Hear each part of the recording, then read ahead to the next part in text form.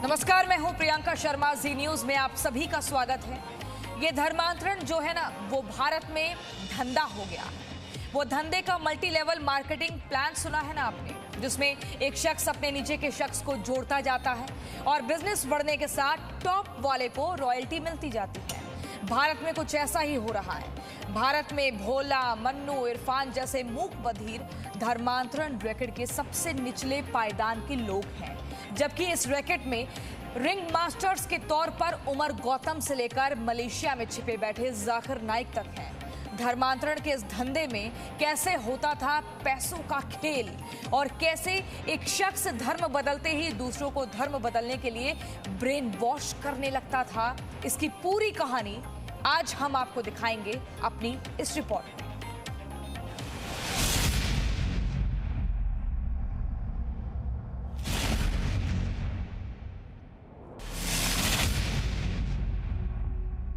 UP ATS ने धर्मांतरण racket के रिंग मास्टर उमर गौतम को पकड़ा तो शायद ही किसी को अंदाजा था कि इस धर्मांतरण जिहादी रैकेट के तार दिल्ली, गाजियाबाद, कानपुर, फतेहपुर जैसे यूपी के 32 जिलों से लेकर हरियाणा, महाराष्ट्र, केरल और आंध्र प्रदेश तक फैले हैं। इतना ही नहीं, धर्मांतरण की फसादी फंडिंग दोहा, अबू धाबी, रियाद और बांग्लादेश से लेकर मलेशिया तक फैली है।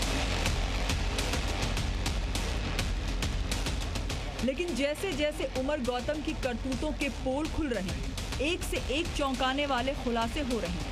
यूपी एटीएस की धर्मांतरण मामले में अब तक 5 आरोपियों की गिरफ्तारी से खुलासा हुआ है कि कन्वर्जन के इस रैकेट में सारे कन्वर्टी भी शामिल थे। एक बड़ा नेटवर्क पूरे देश में काम करता आया है। ऐसे धर्मांतरण की ये चेन मार्केटिंग ऐसी थी कि उमर गौतम और काजी जहांगीर जिन मूक बधिर छात्रों का धर्मांतरण कराते थे, वो सारे फिर मिलकर नए शिकार की तलाश में जुट जाते थे। सूत्रों के हवाले से खुलासा हुआ है कि यूपी एटीएस ने दिल्ली से जिस राहुल भोला की गिरफ्तारी की है, उसने 7 मूक बधिरों के धर्मांतरण करवाने की बात कबूल की है। यहाँ तक कि उमर गौतम के रैकेट में शामिल मन्नू यादव उर्फ मन्नान यादव ने भी 6 मूक बधिरों का धर्मांतरण करवाया है। ये भी जानकारी मिली है कि कानपुर के आदित्य नाम के लड़के का धर्मांतरण भी राहुल भोला ने ही करवाया था। यूपी एटीएस के सूत्रों के मुताबिक ये भी पता चला है कि उमर गौतम मूक बधिर छात्रों का धर्म बदलने के बाद उनकी एक नई टीम बना देता था, जो दूसरे लड़कों के धर्मांतरण जिहाद में जुट जाते थे। ये तो सारे फोर्सफुल कन्वर्शन है और उनका सबका ब्रेन वॉश कर रखा है। घर वाले परेशान हैं।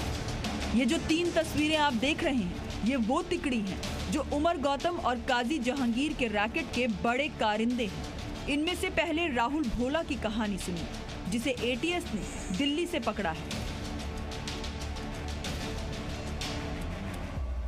राहुल भोला का परिवार दिल्ली में रहता है। राहुल की मां की आंखें आज भी उसका इंतजार करती हैं। 4 भाई बहन में दूसरे नंबर की संतान राहुल कैसे अहमद राहुल बना, इसकी कहानी उनकी माँ सुनाती हैं। इसके बैग में से टोपी निकलती थी, वहाँ से हमें थोड़ा शक पड़ा। फिर ये सुरमा वुरमा डालने लग गया, इत्र लगाने लग गया, पैंट ऊंची करने लग गया। राहुल के भाई बताते हैं कि स्कूल टाइम से ही उसके मुस्लिम दोस्त थे। फिर वो अजीबो गरीब हरकतें करने लगा, 72 हूरों की बात करने लगा और आखिरकार 7 अगस्त 2018 को धर्मांतरण जिहादियों का शिकार हो गया। ये जो कहते हैं जन्नत जाएंगे, हूरें मिलेंगी, कोई इनमें से मर के वापस आया क्या? उसने बताया कि 72 हूरें मिली हैं, दूध से नहलाएंगे, शहद से नहलाएंगे। किसी ने बताया तो मेरे को ही बता दे भाई आकर के। 29 साल का राहुल भोला अब अब्दुल राहुल बन चुका था और एक कन्वर्टेड लड़की से शादी भी कर ली। राहुल की मां बताती हैं कि उनके घर में रहते रहते कब और कैसे फोन पर ही कन्वर्जन हो गया और ये उन्हें पता भी नहीं चला। सर बात ये ना, ये बोलते सुनते तो है नहीं है, हमें नहीं पता किसका मैसेज आ रहा है। हर समय जो कुछ है इनका फ़ोन ही है इनके पास, हर समय ये फ़ोन पे लगा रहता। सुबह तो, शाम को तो, रात को तो, आते ही फ़ोनों में लग जाना। रात को 1-1 बजे तक इसने मतलब मैसेज करने, हमें कुछ पता नहीं इसने क्या किया है क्या नहीं, कौन इसके पीछे लगा हुआ था, कौन क्या था, हमें कुछ पता नहीं, क्योंकि ये फ़ोन में हर समय लॉक लगा के रखता था ये। इस परिवार को दोबारा सदमा तब लगा जब यूपी एटीएस ने उन्हें जानकारी दी कि दिल्ली का राहुल भोला उनके धर्मांतरण जिहाद का अहम हिस्सा है। हमारी एटीएस ने और उत्तर प्रदेश पुलिस ने इसमें बहुत अच्छा काम किया है और हमने रिकॉर्ड भी किया है। क्योंकि अभी जांच चल रही तो पूरे तथ्यों को सामने रखना उचित नहीं होगा। हमारी सरकार पूरे प्रकरण की गंभीरता से जांच कर रही है। दोषियों को हम बख्शेंगे नहीं, हम रासुका के तहत कार्रवाई करेंगे और इससे भी कड़ी कार्रवाई जो हो सकती है वो भी करने वाले हैं और ऐसी कार्रवाई करेंगे कि आने वाली 7 पीढ़ियां भी याद करेंगी कि उत्तर प्रदेश के माहौल को डिस्टर्ब करने का खामियाजा उन्हें भुगतना पड़ेगा।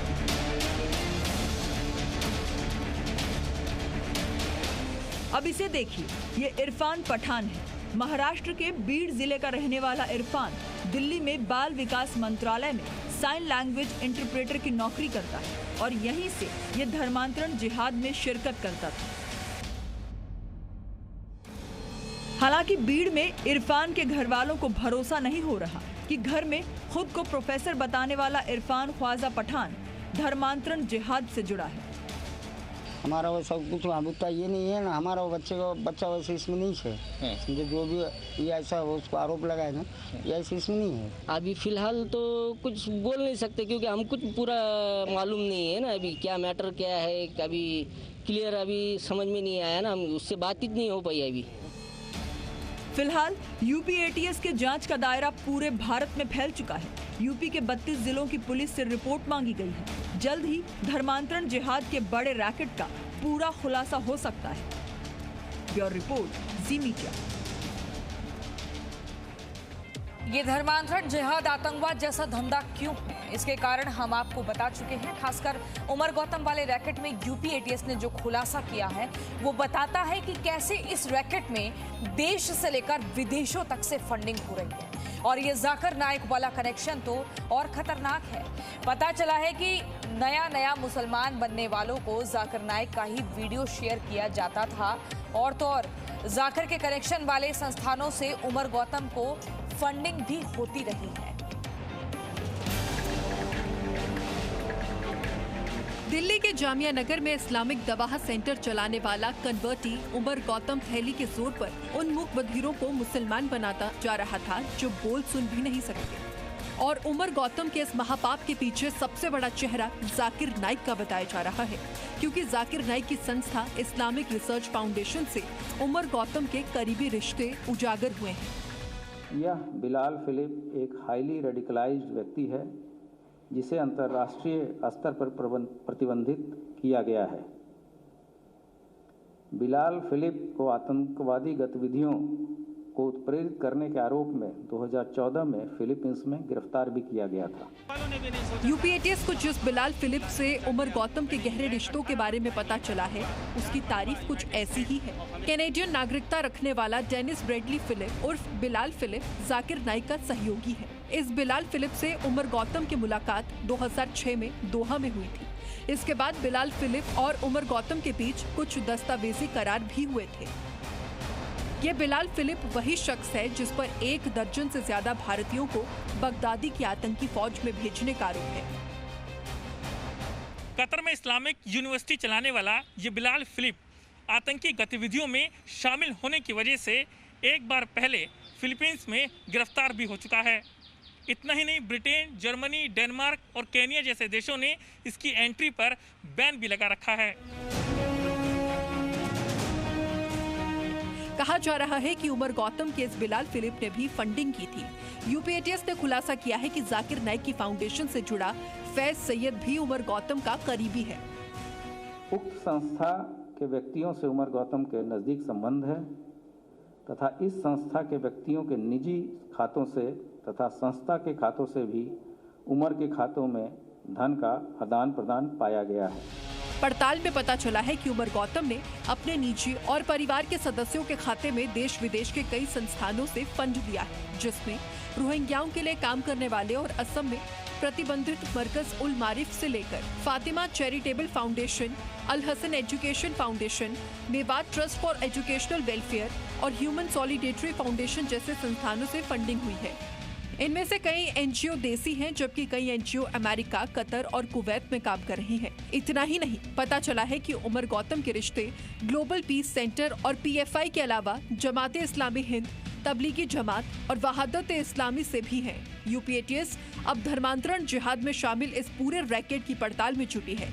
उम्मीद है कि जल्द ही धर्मांतरण के नाम पर चल रहे जिहादी कामों का पूरा पर्दाफाश होगा। ब्यूरो रिपोर्ट, जी मीडिया। हिंदुओं को मुसलमान बनाने की साजिश में जिन सीक्रेट कोड का इस्तेमाल हुआ, उत्तर प्रदेश एटीएस ने उसे डिकोड कर लिया है। उत्तर प्रदेश में धर्मांतरण रैकेट से जुड़े 2 मौलाना एटीएस की गिरफ्त में हैं। मौलाना उमर गौतम और मौलाना जहांगीर पर 1000 से ज्यादा हिंदुओं का धर्मांतरण कराने का आरोप है। इनमें ज्यादातर लोग या तो मूक बधिर हैं या फिर बहुत गरीब परिवार से हैं। अब आपको बताते हैं कि धर्मांतरण का सीक्रेट कोड क्या है।